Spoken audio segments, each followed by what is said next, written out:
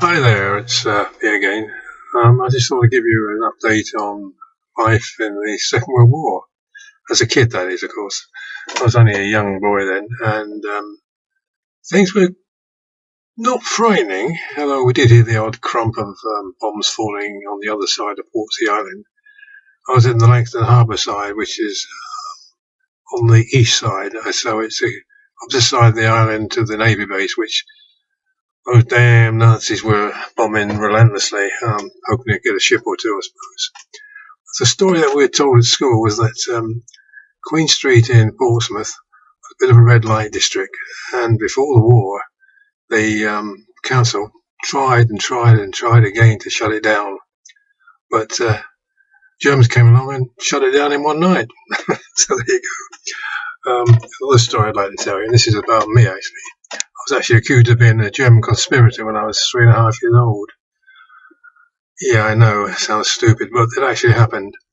What it was that I was on the foreshore looking over some strip of water towards the Royal Marine base at Eastleigh, and this German bomber came flying over low with water. It's one of those with lots of glass on the front, and this guy inside waving to me. So me being a kid, I just waved back, of course, thinking nothing of it. But some idiot saw me and reported me to the air raid warden, who then called a meeting that evening. So I'm standing there in my shorts and what have you, scared stiff. Those spiders going up your stomach when you get really anxious. And he said he was going to take me to the authorities. And someone told him he's an idiot because he's talking about a kid here, and obviously the kid can't be had up for anything. And then some wit, so I've been told, shouted out, "Yeah, flee him into jail, but change his nappy first." There's always some job worth out there trying to be the big man, isn't there? Anyway, there was rationing about, of course. Everything was rationed, sweets, food, everything. I can't remember the exact what you got per day, but it wasn't that much. Probably just as well, because most people were thin and active and not big bellies like these days. Anyway, I was always hungry, of course. And over the back of our house, there was some steps over the back. There was a big allotment going down towards the sea.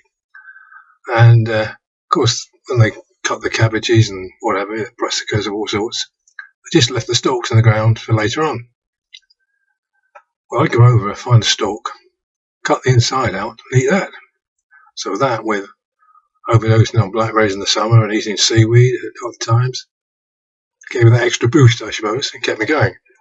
There's lots of other things. We found that the crump of bombs in the distance and that at night didn't keep us awake, but it was there. You always knew it.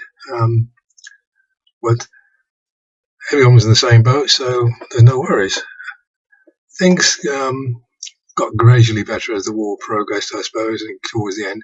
And I can remember D-Day, actually, standing out in the garden, flying over our house in Portsmouth, were hundreds and hundreds of planes with those white stripes on the wings.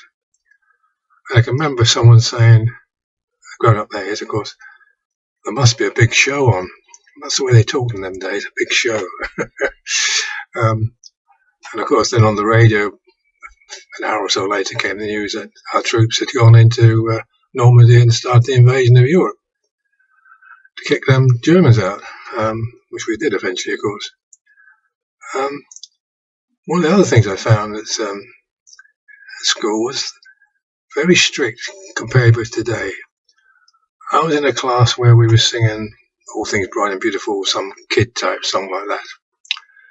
And I was singing out of key, out of tune, I suppose. I didn't know.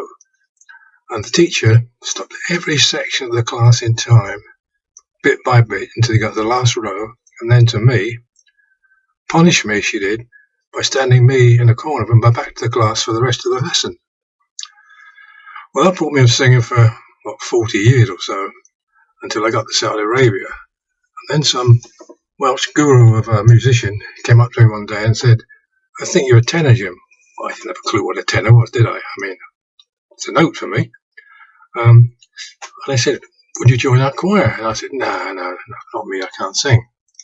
They said, "Well, go on, tried. I said, what sort of stuff do you sing? And it seemed fairly highbrow to me, so I wasn't going to do that. And then he said, well, why don't you come to a party we're having?